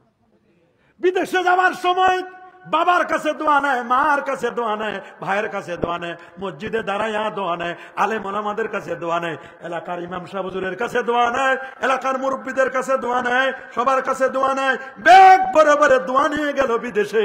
আসার সময় দোয়া রাখলো বিদেশে, আনলো ব্যাগের মধ্যে কম্বল, দোয়া বিদেশে রেখে চলে আসছে। বাংলাদেশে আসে বলে দোয়া লাগে না। বড় যুগ ভালো হয়েছে, কি লাগে না? আপনাদের দোয়া লাগে না? নাই, দেখি কার কার দোয়া লাগে। মাশাআল্লাহ, মারহাবা। নারে তাকবীর, নারে রিসালাত, আহলে সুন্নাত ওয়াল জামাত, নারে তাকবীর। আমাদের দোয়া লাগে। আমাদের কি লাগে? দোয়া লাগে না? মাশাআল্লাহ, কি লাগে? দোয়া লাগে, দোয়া লাগে। দোয়া ছাড়া উপায় নাই। আর দোয়াও মুখ্যুল ইবাদত। দোয়া হলো ইবাদতের মগজ। বলেন, দোয়া কি? ইবাদতের মগজ। দোয়া লাগে, দোয়া ছাড়া কোনো উপায় নাই। এই যে কেজন একটা প্রশ্ন দিছে, কি লিখছে? হুজুর, একটি প্রশ্ন জানার আগ্রহ ছিল, জানাজার নামাজ কখন বা কবে থেকে শুরু হয়েছিল? জানাজা, সর্বপ্রথম জানাজার নামাজ হয়েছিল আদম সফিউল্লাহ। 1000 বছর আল্লাহ তারে হায়াত দিছিলেন। কত বছর? কার? আমার বাবা না? আমার বাবা না? আমার বাবা কি জাহান্নামী না জান্নাতি? বাবা যদি জান্নাতি হয়, বাবা যে জান্নাতের মালিক, ছেলেরা ওই জান্নাতের, বাবা মারা যাওয়ার পরে সম্পদের অধিকারী হয় কিনা? আমি তো সে জান্নাতের মালিক। কিন্তু যদি যেই সন্তান তেজ্য পুত্র, বাবার কথা শুনে না, এই সন্তানও কি মালিক? এখন আপনি নিজে দেখেন, আপনি কি আদম নবীর কথা, নবীদের কথা মতো চলেন কিনা? এইটা আপনার নিজের বিবেকের কাছে প্রশ্ন। খালি তো দাবি করেন যে না, আমার বাবার সম্পদের মালিক তো আমি হব, বাবা মরে গেছে, আমার বাবা জান্নাতি ছিল, আমার মা জান্নাতি, আমার বাবা জান্নাতি, আমার মা জান্নাতি, আমিও তো জান্নাতি হব। তবে যোগ্য সন্তান তো হতে হবে। যোগ্য সন্তান না হয়ে যদি উল্টা পাল্টা করেন, নামাজ কালাম না পড়েন, তাহলে কি জান্নাতি হওয়ার আশা করা যায়? তেজ্য পুত্র করলে ওই সন্তান আর মা বাবার সম্পদ পায়? উনি তার জীবনের বেশ কিছু বছর, 60 বছরের মতো, কেউ বলছেন 40 বছরের মতো হায়াত দাউদ আলাইহিস সালামকে দান করছিলেন। আল্লাহু আকবার। 1000 বছর হায়াত যখন ফুরিয়ে গেল, তখন ফিরিস্তারা এসে বলা হলো যে আপনার জানাজা আমরা পড়ব। জিবরিল আমিনের ইমামতিতে, সুবহানাল্লাহ বলেন, আদম আলাইহিস সালামের জানাজার নামাজ হলো, ফেরেশতারা তার জানাজা পড়ালেন। মানুষ তো নাই, কে? আল্লাহু আকবার বলেন। সর্বপ্রথম জানাজা হলো কোন নবীর? আদম আলাইহিস সালাম। তাকে দাফনও করা হলো। সমাজের মধ্যে এখন জানাজা করেনেওয়ালা মানুষের সংখ্যা কম। জানাজায় মানুষ পাওয়া যায় না। বলেন, জানাজায় মানুষ পাওয়া কয় ফরজে কাফায়া না গেলে চলবে। এইরকম ফরজে কাফায়া বলে বলে বলে বলে বলে আপনি যেদিন মরবেন ওই দিন মানুষও বলবে ফরজে কাফায়া না গেলে চলবে। চিন্তা ভাবনা করে কাজ করবেন। ফরজে কাফায়া বলে যে শেষ করে দিবেন, এটা করবেন? করবেন নাকি? এটা করবেন না। জানাজার নামাজ পড়বেন, পড়বেন তো? জানাজার 4টা তাকবীরে ফরজ। 4টা তাকবীর কি? দোয়াগুলো পড়েন, এটা ভালো জিনিস। তাকবীরগুলো ফরজ, কিয়াম করা ফরজ, জানাজার কিয়াম দাঁড়ানো ফরজ। সুবহানাল্লাহ বলেন। জানাজার নামাজের পরে কাতার ভেঙ্গে সংক্ষিপ্ত আকারে মাইয়াতের জন্য সূরা ফাতিহা 3 বার, সূরা ইখলাস 10 বার, 11 বার দরুদ শরীফ পড়ে ইচ্ছা করলে দাফনের পরে দোয়া করতে পারেন, এটা সুন্নাত। আর জানাজার নামাজের পরে কাতার ভেঙ্গে দোয়া করা, সবাইকে নিয়ে একটু গোল করে দোয়া করা, এটা জায়েজ। তবে উত্তম হলো, সুন্নাত হলো কাফন দাফন কাফনের পর তারপর দোয়া করা। আল্লাহু আকবার বলেন। কারণ রাসূলুল্লাহ বলেছেন 3টা জিনিস লেট করবে না, ডিলে করবে না। এক, মেয়ে বড় হয়েছে, তাড়াতাড়ি বিয়ে দাও, জানা ব্যভিচারে লিপ্ত হতে পারে। সুবহানাল্লাহ বলেন। মেয়ে বড় হয়ে গেলে, নামাজের ওয়াক্ত হয়ে গেছে, তাড়াতাড়ি নামাজ পড়ো, মরে মৃত্যু চলে আসতে পারে। সুবহানাল্লাহ। মানুষ মারা গেছে, তাড়াতাড়ি জানাজা দাও। রাখতে রাখতে 3টা 5টা 7টা জানাজা হয়, একবারই যথেষ্ট। আল্লাহু আকবার বলেন। আমার নতুন সংস্কৃতি চালু হয়েছে, গায়ে বানা জানাজা, লাশ নাই, কিছু নাই। আল্লাহু আকবার। এটা এক ধরনের রাজনৈতিক জানাজার মতো। কি জানাজা? হানাফি মাযহাব মতে এইরকম রাজনীতিক জানাজা বা গায়ে বানা জানাজা হানাফি মাযহাবে যায়, অন্য মাযহাবে যায় আছে, কিন্তু কোন মাযহাবের ইমামকে খাটো করে দেখার কোনো সুযোগ নাই। আল্লাহু আকবার বলেন। আমরা কোন মাযহাবের ইমামকে নেগলেক্ট করব না, খারাপ চোখে দেখব সুযোগ আছে নাকি? কোন ইমামকে খারাপ দেখার সুযোগ নাই। ইমাম আহমদ বিন হাম্বল 12.5 লক্ষ হাদিসের হাফেজ। আর ইমাম আজমের কথা তো বললাম, ইমাম মালিকের কথা তো বললাম, ইমাম শাফির কথা বললাম, এক মাসালা খোঁজার জন্য 240 বার কোরআন খতম করছে, 204 বার। আল্লাহু আকবার বলেন। এত বড় পণ্ডিত ছিলেন তারা। কোন মাযহাবের ইমামকে খালি চোখে মানে খারাপ চোখে দেখা যাবে? আমাদের পরিচয়, আমরা আকীদা আহলে সুন্নাহ ওয়াল জামাত। রাসূল বলেছেন বনি ইসরাইল ইহুদির 71 দল, খ্রিস্টানরা 72 দল, আমার উম্মত 73 দল, কুল্লুহুম ফিন্নার ইল্লা মিল্লাতু ওয়াহিদা। 73 দলের 72টা দল জাহান্নামী, একটি মাত্র দল জান্নাতি। এই দলটি কারা? রাসূল বলেন মা আনা আলাইহি ওয়া আসহাবি, আমি নবী যে পথে চলি, আমার পথ, আমার সাহাবীদের পথ, এই পথ ও মত মতো যারা চলবে তারা জান্নাতি। ইমাম আজমকে বললেন, হুজুর আপনি যে বললেন তাজা মন মিষ্টি, শুকনা আর যেটা ওইটা টক, খায় দেখছেন? উনি বলেন, বাবা খেয়ে দেখার লাগে না। আল্লাহু আকবার। এটা অভিজ্ঞতা। বলেন এটা কি? মাছির উপর গবেষণা করছেন। কিসের উপর? ওনার কাছে জটিল মাসালা আসলো। একটা প্রাণী, সুবহানাল্লাহ বলেন, প্রাণীর অর্ধেকটা দেখতে শূকরের মতো, অর্ধেকটা ছাগলের মতো। ইমাম আজম আবু হানিফা মসজিদের কোনায় বসা, এক কোনায় ইমাম আবু ইউসুফ, আরেক কোনায় ইমাম মুহাম্মদ আশ-শাইবানী, আরেক কোনায় ইমাম জাফর, ইমাম জুফার রহমাতুল্লাহ আলাইহি। সুবহানাল্লাহ বলেন। লোকটা আসছে একটা প্রাণী লয়ে, অর্ধেক কি শূকর আর অর্ধেক কি বকরির মতো। হুজুর এটা প্রাণীটা খাওয়া যাবে কিনা? ইমাম আবু ইউসুফ দেখে কয়, বুঝি না, আল্লাহু আলাম, আল্লাহ ভালো জানেন, বড় হুজুর আছে সামনে। সুবহানাল্লাহ। আর সেই ইমাম মুহাম্মদ আশ-শাইবানী, হুজুর এই দেখেন প্রাণী, এটা খাওয়া যাবে কিনা? উনি অনেকক্ষণ চিন্তা ভাবনা করে বলতেছে, ধরে না ব্রেনে, সামনে যাও। আল্লাহু আকবার বলেন। গেছেন সামনে, হুজুর, ইমাম জুবারের কাছে, হুজুর দেখেন এই প্রাণীটার অবস্থা, এটা খাওয়া যাবে কিনা? হুজুর বলছেন বুঝি না।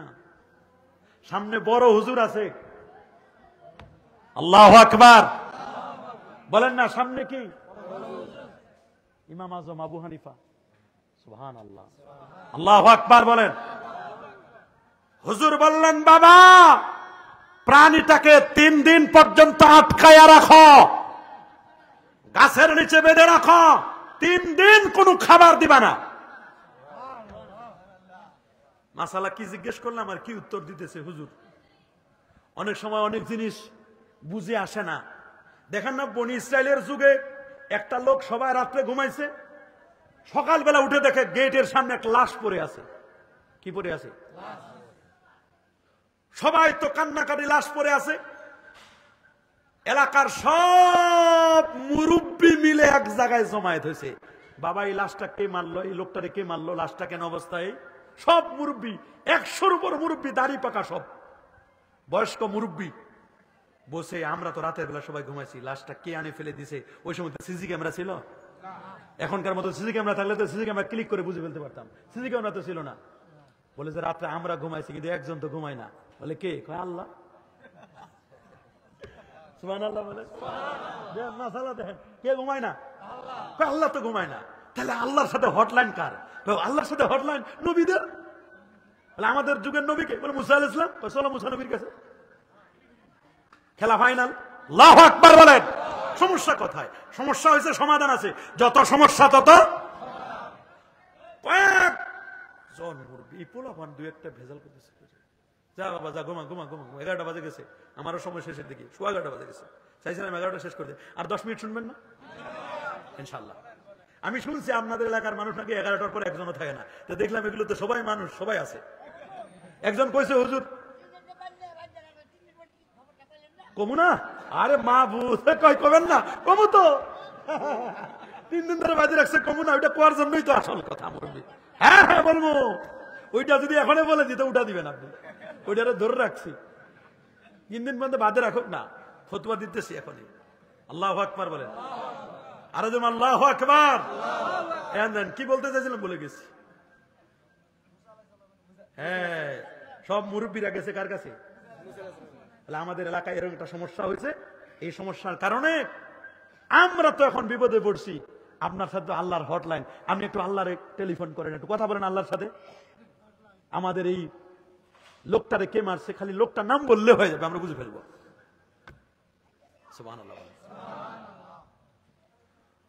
মুসা নবী আল্লাহর কাছে বলছেন, ওরা বলল উদু লানা রাব্বাকা ইউহাইয়্যি লানা ইউবাইয়্যিন লানা। উদু রাব্বাক, আপনি আমার রবের কাছে দোয়া করেন, ইউবাইয়্যিন লানা, আমাদের জন্য বয়ান করে দেন যে কে এই লোকটারে মারছে। এবার আল্লাহ মুসা নবীকে অর্ডার করেছে, ইন্নাল্লাহা ইয়া'মুরুকুম আন তাযবাহুল বাকারা। এই শুরু হলো বাকারা। বাকারা মানে গাভী, এর নামে সূরাতুল বাকারা, গাভীর নামে সূরা। আল্লাহ বলছেন যে হ্যাঁ, এই লোকটারে কে মারছে এইটা যদি তোমরা জানতে চাও, হত্যাকারী শনাক্ত করতে চাও, তাহলে আল্লাহ অর্ডার করতেছেন তোমরা একটা গাভী জবাই করো। জোরে বলেন না সুবহানাল্লাহ। নির্দেশ কার? আল্লাহ। মুরব্বীরা খালি কানা ঘুষা করে কয়, কি রে মুসা নবীর কাছে আসলাম, লোকটারে কে মারছে হত্যাকারী শনাক্ত করতে, উনি আমাদের গরু জবাই করতে কয়, আমরা কি পিকনিক খাইতে এসেছি উনার দরবারে? গরু জবাইয়ের সাথে মানুষের মারার কি সম্পর্ক? আমরা আছি কত বিপদে, আর্মি আছে, গরু জবাই করতে কইছে। মানে প্রশ্ন করছে একটা, উত্তর হয়েছে কি? আল্লাহু আকবার বলেন। আল্লাহ তাআলা বলছেন, মুরব্বী সব বুঝো না, সব বুঝলে তো কামে হয়তো। এখন এরা কইছে না, গরু জবাই করতে হবে। এখন এরা জিজ্ঞেস করছে, আচ্ছা গরুটার রং কেমন? এই তো লাগলো ভেজাল। বয়স কেমন, কোন বয়সের হবে, কোন রঙের হবে, সাইজ কেমন, কয় কেজি গোস্ত হবে, একের পর এক খালি প্রশ্নের উপর প্রশ্ন, প্রশ্নের উপর প্রশ্ন। যত প্রশ্ন হবে তত কঠিন হবে। এত কিছু না করে যদি খালি একটা গরু জবাই করে দিত, খালাস। আল্লাহু আকবার। আল্লাহ তাআলাও এক এক করে বলে দিচ্ছেন। শেষ পর্যন্ত গরুটা কিনা হলো, জবাই করছে। বলে কি করব?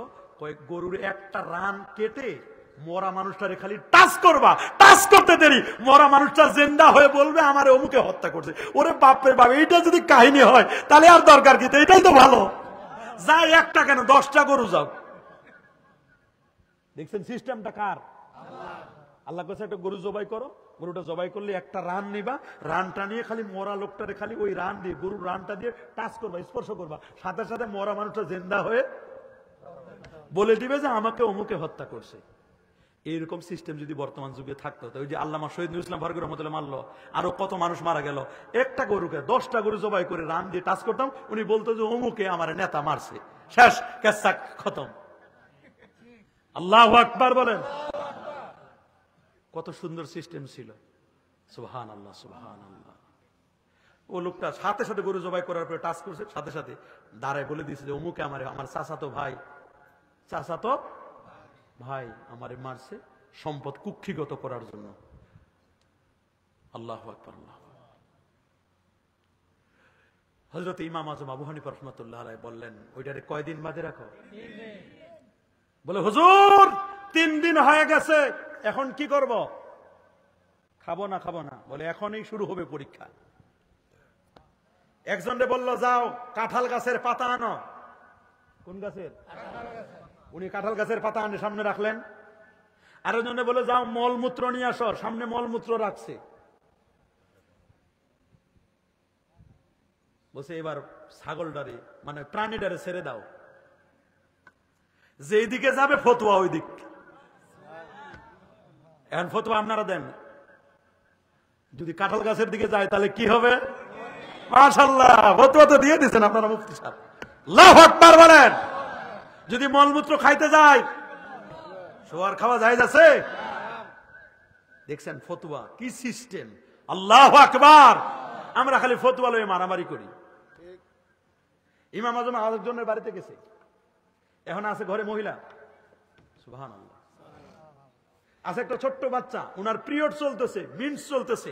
এই মুহূর্তে ফতোয়া জিজ্ঞাসা করা দরকার, কেমনে নামাজ কালাম পড়বে, কয়দিন পর নামাজ পড়বে কিছুই বলতে পারতেছে না, এই মাসালা জানে না। এখন ইমাম আযমের পাইছে উনার বাড়িতে, এত বড় একটা চান্স যায়, কেমনে কি করবে? উনি একটা টসটসে পাকা লাল আপেল দিছে, একটা ছুরি দিছে, ইমাম আযমকে একটা প্লেট দিছে, নেন হুজুর রে, ওই ছোট বাচ্চার দ্বারা পাঠিয়ে দিছে, খান। আমরা হলে কাইটে কুটে খাইয়ে সালাম দিয়ে আসসালামু আলাইকুম আসি। আর ইমাম আযম চিন্তা করছে আপেলটা দিছে, উনি গবেষণা করছে আপেলটারে নিয়ে, এটা তো এমনি দেয় নাই, আপেলটা লাল, তার মানে বোঝা গেল মেয়েটার এখন পিরিয়ড চলতেছে। এটা দ্বারা উনি ফতোয়া জিজ্ঞেস করছেন, রক্ত ঝরছে। উনি আপেলটা কাটলেন, কাটার পরে লাল অংশ এক জায়গায় রাখলেন 3 টুকরা, আরেক জায়গায় রাখলেন 10 টুকরা, মানে এটা 3 দিনও থাকতে পারে, 10 দিনও থাকতে পারে, 3 থেকে 10 দিন পর্যন্ত সময়। সুবহানাল্লাহ বলেন। আরেক জায়গায় সাদা অংশ বের করলেন, লাল আপেল কাটলে ভিতরে কি থাকে? সাদা অংশ বের করলেন, এক জায়গায় রাখলেন সাদা অংশ। এটা যখন হবে তখন তুমি নামাজ পড়বে।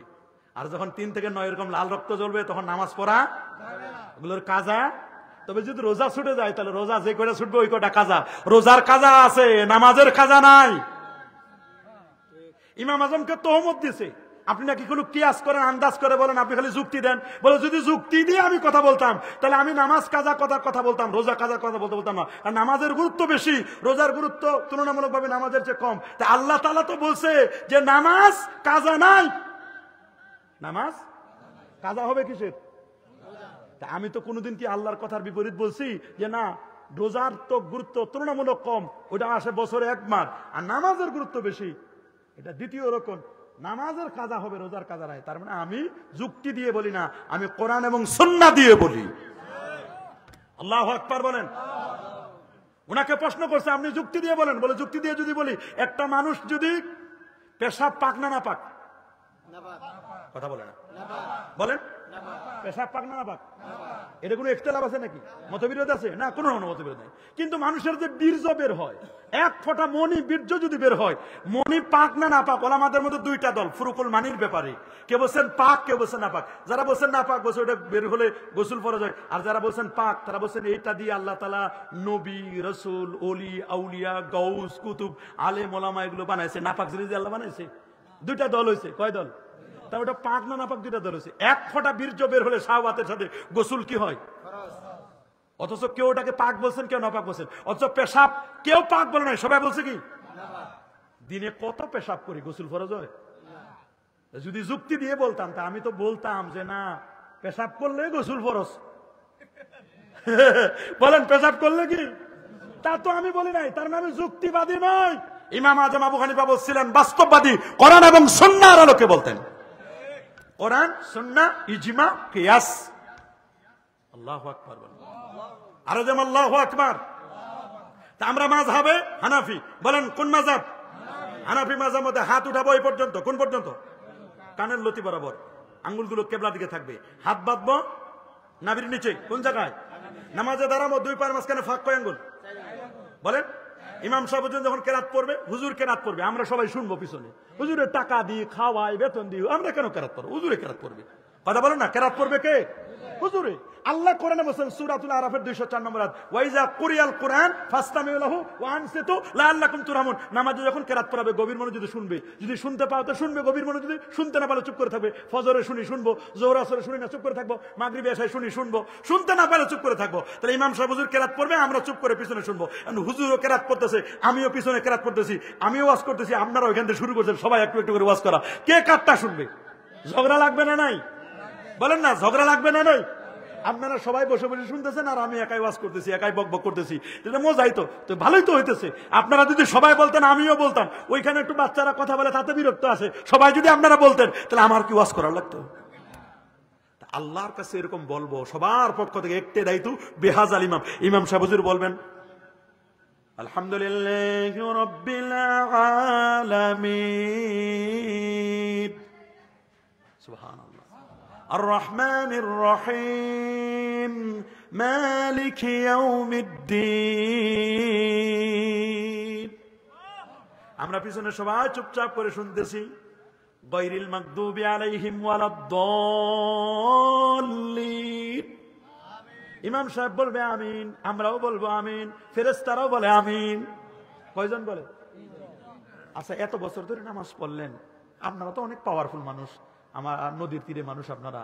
আচ্ছা বলেন, ফেরেশতা যে জোরে আমিন বলে কোনদিন শুনছেন? আমি কিন্তু শুনি নাই। তাহলে বুঝা গেল ওরা জোরে বলে না আস্তে? হ্যাঁ, ফেরেশতা আমিন কি বলে? ইমাম সাহেব হুজুর আস্তে বলবে, ফেরেশতাও আর আমরা তো একটু দায়িত্ব বিয়ে যাই, ইমাম সাহেব যা বলবে তাই আমি শুনবো। সুতরাং ফেরেশতা আমিন বলবে, ফেরেশতা ইমাম যখন আমিন বলবে ফেরেশতা আমিন বলে। যদি খালি ব্যাটে বলে মিলে যায়, মানে ফেরেশতার আমিন আর ইমামের আমিন যদি খালি মিলে যায়, আল্লাহ রাসূল বলেন তার পূর্বের জীবনের গুনাহ আল্লাহ মাফ করে দিবেন। আর ওই চান্সে যদি খালি আপনারটা ঢুকাই দিতে পারেন আমিনটা, তাহলে তো আপনারও। আল্লাহু আকবার বলেন। তাহলে আমাদের আমিন জোরে হবে না আস্তে? হ্যাঁ, অন্য মাযহাবে আমিন জোরে বলে, বলুক, কোনো হিংসা আমাদের। ওরা ওদেরটা বলবে, আমরা আমাদেরটা বলবো। আমার দুধ ভালো, আমি বলবো এটা। আরেকজনের দুধ টক, আমার বলার দরকার নেই। ওনাদের দলিল আছে, ওনারা বলুক। কথা বলেন। কিরাতুল ইমাম কিরাতুল লিমুক্তাদি, ইমামের কিরাতটাই মুক্তাদির কিরাত। আমার আর নতুন করে কিরাত লাগবে না, ইমাম সাহেব হুজুর কিরাত পড়বে, ওইটাই আমাদের কিরাত।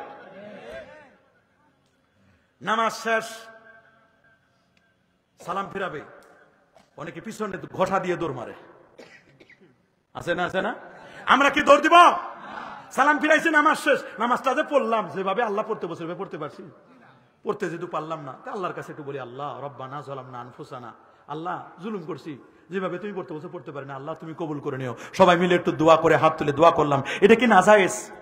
রাসূলুল্লাহ বলেন দোয়া মুখল ইবাদত, বাজান দোয়াটা হলো ইবাদতের মগজ। মান লাম ইয়াসআলিল্লাহ, ইয়াকদা বলাই যে আল্লাহর কাছে চাইতে জানো না, আমার আল্লাহ তার প্রতি রাগ করেন। সালুল্লাহ কুল্লা শাই হাত্তা শাসা আলাইহি, জুতার ফিতা ছিঁড়ে গেছে, তাও আল্লাহর কাছে চাও, দেওয়ার মালিক কে? আল্লাহ দিবেন। আপনি কি? আপনি দিতে দিতে বিরক্ত হয়ে যায়। আল্লাহ আমার কাছে যত চাইবে ততই দিব, আমি আরো খুশি হই। মানুষের কাছে চাইলে মানুষ রাগ করে, আমার কাছে না চাইলে আমি রাগ করি। চাইবো কার কাছে? দেওয়ার মালিক কে? হাত্তাল মেলহা, খাইতে বসে নুন ফুরে গেছে, চাও আল্লাহর কাছে, জুতার ফিতা ছিঁড়ে গেছে, চাও আল্লাহর কাছে, দিবে কে? লিকুল্লি নাবিয়্যিন দাওয়াতুন মুস্তাজাবা। আল্লাহ রাসূল বলেন যে আল্লাহ তাআলা প্রত্যেক নবীকে 1,24,000 নবীকে একটা করে কবুলযোগ্য দোয়া দিয়েছে, মানে ওটা মিস নাই, যা দোয়া করবে সেটাই কবুল। রাসূলুল্লাহ বলেন 1,23,999 জন নবী এটা ব্যবহার করে ফেলছে, সবাই দোয়া করে ফেলছে, খালি আমারটা যেটা ওইটা আমি জমা রাখছি রিজার্ভ।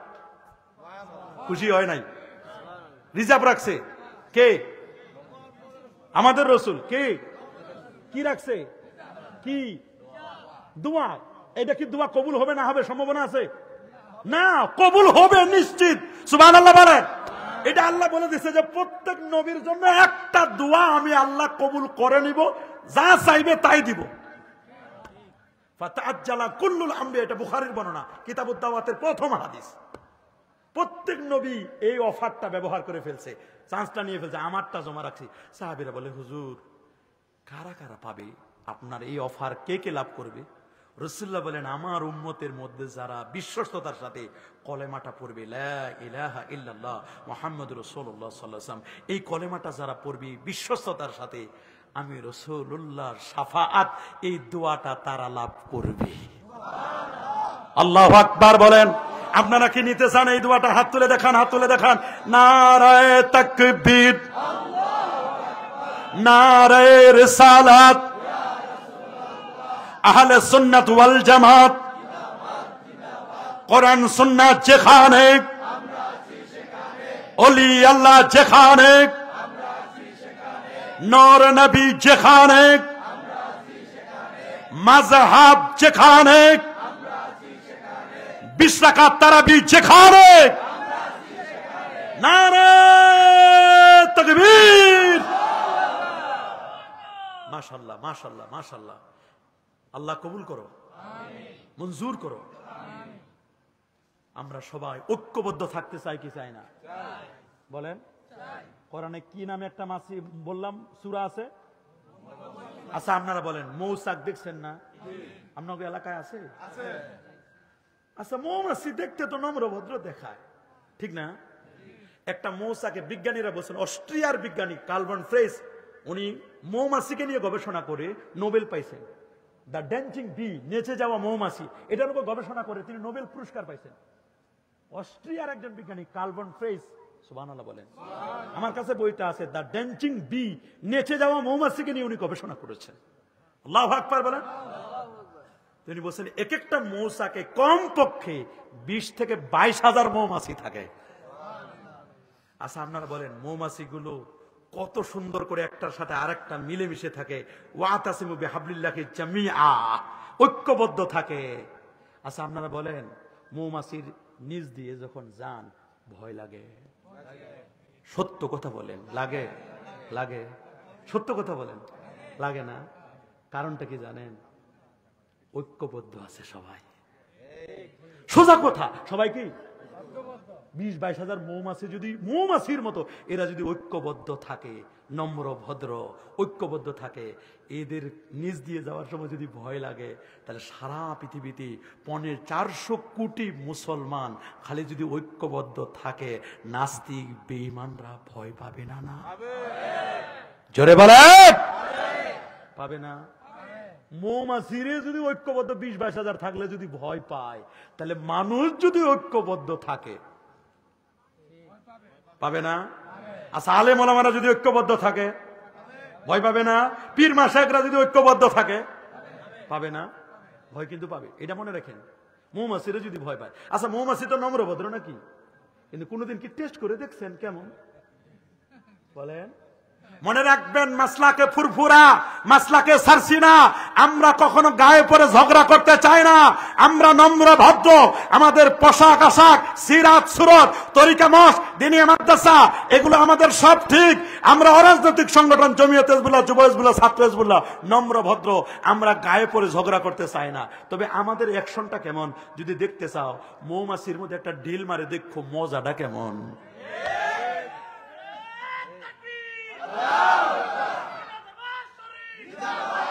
একটা যদি মৌচাকে একটা ঢিল মারেন, মৌচাকে যদি একটা ঢিল মারেন, আপনারা কি ছাড়বে?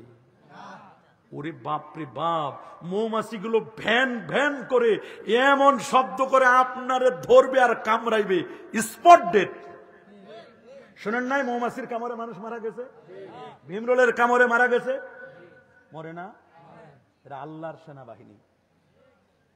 সুবহানাল্লাহ, আল্লাহু আকবার।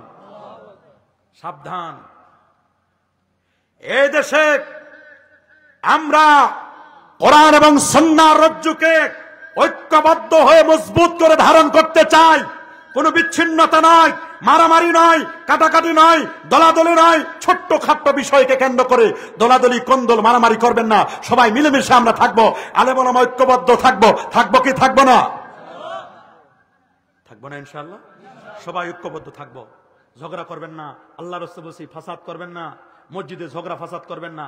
যার যার কবর তার তার হিসাব। 5 ওয়াক্ত নামাজ পড়বেন, জুমার নামাজ পড়বেন, কাবলাল জুমা পড়বেন, বাদাল জুমা পড়বেন। সমাজে বেরাম ঢুকছে, কাবলাল জুমা নাই, বাদাল জুমা নাই, জুমার দিন আসে সবার শেষে, যায় সবার আগে, দোয়া নাই, মুনাজাত নাই, দুখুলুল মসজিদ নাই, তাহিয়াতুল উযু নাই, কোনো কিচ্ছু নাই, খালি দ্রুত চলে যায়, দোয়া মুনাজাত করে না, যাওয়ার সময় আরেকজনের জুতাও লয়ে যায়। এরকম একদল আছে না নাই? আছে না নাই? এগুলো জুতা চোর। নামাজ কালাম পড়ে ঠিকই, খালি 2 রাকাতের জন্য আসে, খুতবাও শুনে না। অথচ খুতবার মধ্যে 2 রাকাত, আর 2 রাকাত নামাজে, জোহরের নামাজ 4 রাকাত ফরজ, 2 রাকাত খুতবাই, 2 রাকাত কি পড়তে চায় না। আল্লাহ কবুল করুন। আমি আর বাড়াবো না কথা, অনেক কথা হয়ে গেছে। 11:30 চাইছিলাম 11টা